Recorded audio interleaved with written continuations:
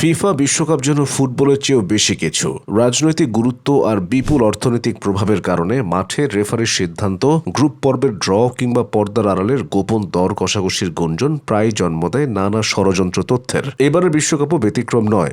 যুক্তরাষ্ট্র তারকা ফোলারিন বালোগানের কথাই ধরুন, শেষ 32 রাউন্ডের ম্যাচে লাল কার্ড দেখলেও শেষ 16-য় তিনি মাঠে নামতে পেরেছেন। ফিফার নজিরবিহীন এই সিদ্ধান্তের পর জানা যায়, লাল কার্ড দেখায় বালোগানের এক ম্যাচের নিষেধাজ্ঞা পুনর্বিবেচনা করতে মার্কিন প্রেসিডেন্ট ডোনাল্ড ট্রাম্প নাকি ফিফায় ফোন করেছিলেন। বিশ্বকাপে এমন আবহ সবারই পরিচিত। এমন কিছু ঘটলেই সবাই এর পেছনে গভীর কোনো রহস্যের গন্ধ খুঁজতে শুরু করেন। টুর্নামেন্টটির অতীতে তাকালেও এমন ঘটনা দেখা যায়। 1998 বিশ্বকাপ ফাইনালে ব্রাজিল স্ট্রাইকার রোনালদো নাজারিওর সেই রহস্যময় অসুস্থতা নিয়ে এখন আলোচনা হয়। ফ্রান্সের বিপক্ষে ফাইনালে 3-0 গোলে ব্রাজিলের হারের সেই ম্যাচের কয়েক ঘন্টা আগে হোটেলের রুমে আচমকাই এক রহস্যময় খিঁচুনির শিকার হন রোনালদো। ফাইনালে ব্রাজিলের শুরুর একাদশে ছিলেন না তিনি। ডাক্তারি পরীক্ষায় মারাত্মক কোনো সমস্যা ধরা না পড়ার পর রোনালদো নিজেকে খেলার জন্য ফিট ঘোষণা করেন। পুরো ম্যাচে রোনালদো বল ছুঁতে পেরেছিলেন মাত্র 20 বার। ব্রাজিলের হারের পর ফুটবল বিশ্বে নানা ষড়যন্ত্র তথ্য ডালপালা মেলতে শুরু করে। গুঞ্জন ছড়ায় রোনালদোকে নাকি জোর করে মাঠে নামানো হয়েছিল। কেউ দাবি করেন এর পেছনে ব্রাজিল ও ফ্রান্স সরকারের মধ্যকার কোনো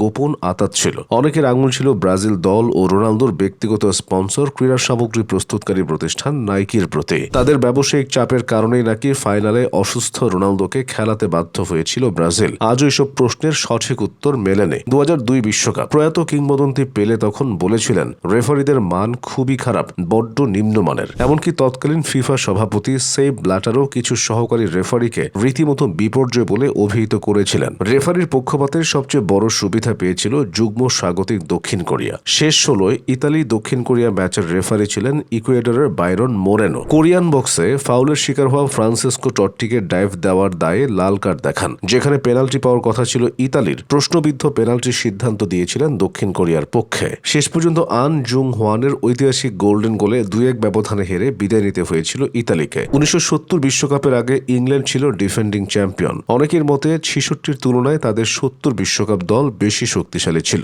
বিশ্বকাপে কোয়ার্টার ফাইনালে পশ্চিম জার্মানির বিপক্ষে যখন তারা 2-0 ব্যবধানে এগিয়ে গেল, তখন মনে হচ্ছিল এবারও শিরোপা ইংল্যান্ডেরই। কিন্তু তারপরই ঘটে এক অবিশ্বাস্য বিপর্যয়। তাদের বিশ্বসেরা গোলরক্ষক গর্ডন ব্যাংকস অসুস্থ হয়ে পড়েন। তার জায়গায় পোস্টের নিচে দাঁড়ান পিটার বোনেত্তি। দুটি সহজ গোল হজম করেন বোনেত্তি। শেষ পর্যন্ত 3-2 গোলের অবিশ্বাস্য জয় তুলে নেয় পশ্চিম জার্মানি। সেদিন ব্যাংকস মাঠে থাকলে কে জানে ফলটা অন্যরকম হতেও পারত। ঠিক এই কারণেই নাকি মার্কিন গোয়েন্দা সংস্থা সিআইএ বিষ খাইয়েছিল তাকে। তবে এর কোনো প্রমাণ নেই, পুরোটাই লোকমুখে প্রচলিত গুঞ্জন। 1990 বিশ্বকাপে ইতালির তুরিনে শেষ 16 লড়াইয়ে মুখোমুখি হয়েছিল দুই চিরপ্রতিদ্বন্দ্বী ব্রাজিল ও আর্জেন্টিনা। ম্যাচ চলাকালে মাঠের এক খেলোয়াড়কে সেবা শুশ্রূষা করতে আর্জেন্টিনার ফিজিও মিগেল দি লরেঞ্জো যখন মাঠে ঢোকেন, তখন তার বাড়িয়ে দেওয়া একটি বোতল থেকে পানি পান করেন ব্রাজিলের অন্যতম প্রধান তারকা ব্রাঙ্কো। ব্রাঙ্কোর দাবি, পানি পানের কিছুক্ষণের মধ্যেই তিনি ভীষণ অসুস্থ ও মাথা ঘোরানো অনুভব করতে শুরু করেন। এর মাত্র কয়েক মিনিটের মাথায় খেলার ধারার বিপরীতে ক্লদিও ক্যানেজিয়া আর্জেন্টিনার হয়ে জয়সূচক গোল করেন। পরবর্তী সময়ে অভিযোগ ওঠে